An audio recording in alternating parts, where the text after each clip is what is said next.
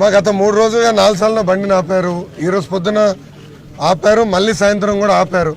దిగి ఎస్ఐ గారిని సూటిగా ప్రశ్నించారు, ఎందుకు నా బండి ఆపుతున్నారంటే పై అధికారులు ఆదేశాలు జారీ చేశారని చెప్పారు.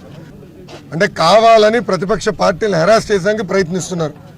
ముఖ్యమంత్రి గారి బండి చెక్ చేయాల, ఇక్కడున్న వైకాపా ఎమ్మెల్సీ బండి చెక్ చేయాల, ఎమ్మెల్యే బండి చెక్ చేయాల, తెలుగుదేశం పార్టీ జనసేన పార్టీ అభ్యర్థిగా నేనున్నా నా బండి చెక్ చేస్తారు, జనసేన ఇన్ఛార్జ్గా ఉన్న శ్రీనన్న బండిని చెక్ చేస్తారు. ఇట్లా అడుగడుగునా మమ్మల్ని ఇబ్బంది పెడుతున్నారు. దీనిపైన ఎలక్షన్ కమిషన్ కూడా రాస్తున్నాం. చట్టాలు ఏమైనా ఉంటే అందరికీ ఒకటే చట్టం ఉండాలి, అదే అమలు చేయాలి తప్ప ప్రతిపక్షాలకు ఒకటి అధికార పార్టీ చేస్తాం కరెక్ట్ కాదు. అధికారులు ఎవరైతే ఇట్లా చట్టాన్ని ఉల్లంఘించి మమ్మల్ని ఇబ్బంది పెట్టారో వాళ్ళపై ముఖ్యమంత్రి గారి బండి చెక్ చేశారా, ఎమ్మెల్యే గారి బండి చెక్ చేశారా, ఎమ్మెల్సీ గారి బండి చెక్ చేశారా? నేను అడుగుతున్నా. 3 రోజుల్లో 4 సార్లు ఏనాడు నా బండి చెక్ చేయలేదు స్వామి. రోజు తిరిగేవాడనే కదా. కావాలని నన్ను ఆపి ఎన్నిసార్లు చెక్ చేస్తారు? ఒకే రోజు 2 సార్లు చెక్ చేస్తారా? ఇప్పటికి ఉదయం సాయంత్రం. పొద్దున అన్నగారు నాతో చెక్ చేశారు, సాయంత్రం మళ్ళీ ఆయన బండి సెపరేట్గా చెక్ చేశారు. అండ్ ఎస్ఐ గారు ఎటు చెప్తారండి, పై అధికారులు అంట స్పెసిఫిక్గా నా బండి చెక్ చేయమని ఆదేశాలు ఇచ్చారంటే ఎటు చెప్తున్నారు అని? దానికి సమాధానం చెప్పానండి వాళ్ళు. అధికారులు ఇప్పుడు సమాధానం చెప్పాలి. దీనిపైన ఎలక్షన్ కమిషన్ సీరియస్గా తీసుకోవాలి. వీళ్ళందరినీ ఎస్పెషల్లీ ఎస్పీ గారు వీళ్ళందరినీ ఏకంగా ఎలక్షన్ ముందర నియమించిన వాళ్ళు వీళ్ళందరినీ బర్తరఫ్ చేయాల్సిన బాధ్యత ఎలక్షన్ కమిషన్ పైన ఉంది.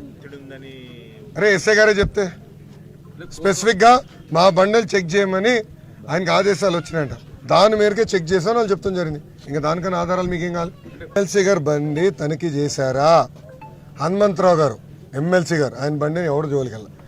ఎమ్మెల్యే గారు తిరుగుతున్నారు, ఎవరు కరకట్ట కమలాసన్ ఆల రామకృష్ణారెడ్డి గారు, ఆయన బండి చేయలా. ముఖ్యమంత్రి గారు బండి ఆపి ఎప్పుడు చెక్ చేశారా వీళ్ళు? మళ్ళీ మేము ఒకరు దొరికాం వాళ్ళకి.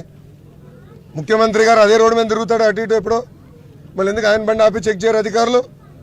కేవలం నా తెలుగుదేశం పార్టీ అభ్యర్థిగా నన్ను జనసేన ఇన్ఛార్జ్గా శ్రీనివాస్ అన్న బండి ఎందుకు చెక్ చేస్తున్నారు ప్రత్యేకంగా? దానికి అధికారులు సమాధానం చెప్పండి. అది నేను సూటిగా ప్రశ్నిస్తాను.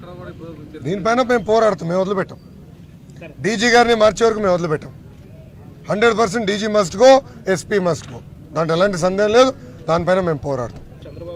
నిన్న చంద్రబాబు నాయుడు గారి సమావేశం జరిగింది.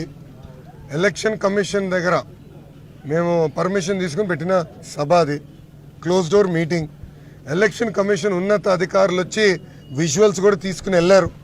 వాళ్ళు వచ్చారు, విజువల్స్ కూడా తీసుకుని వెళ్ళారు. కానీ అక్కడ ఇంటెలిజెన్స్ ఆఫీసర్ వస్తారు. అతనికి ఏం పని అండి? పొలిటికల్ ఇంటెలిజెన్స్ ఆఫీసర్కి ఏం పని? అందుకే సిఐఎస్ఎల్ చీఫ్ కూడా పోవాలి, ఇంటెలిజెన్స్ చీఫ్ కూడా బర్తరఫ్ చేయాలి. దీనిపైన గట్టిగా తీసుకుంటాం, సీరియస్గా తీసుకుంటాం. మేము ఈ ఇష్యూని వదిలిపెట్టదలుచుకోవాలి. నేను అసలు నార్మల్ ఫోన్ ఎవరికైనా కొడితే బీపీలో వస్తున్నాయి, దానికే నాకు డౌట్ ఉంది. ట్యాపింగ్ వీళ్ళు చేస్తున్నారు. తెలంగాణలో కూడా జరిగింది అనేది ఈరోజు బయటకు వచ్చింది కదా, అలానే ఇక్కడ కూడా చేస్తున్నారు. దాంట్లో ఎలాంటి సందేహం లేదు. కానీ ట్యాప్ చేసినా మేము చేసే తప్పులేం లేవు కదా, ఏముంటుంది దానికన్నా. మేము ఏ అభ్యర్థిని పెట్టబోతున్నాం ఇవే ఉంటే తప్ప ఎందుకు భయపడాలో మేము.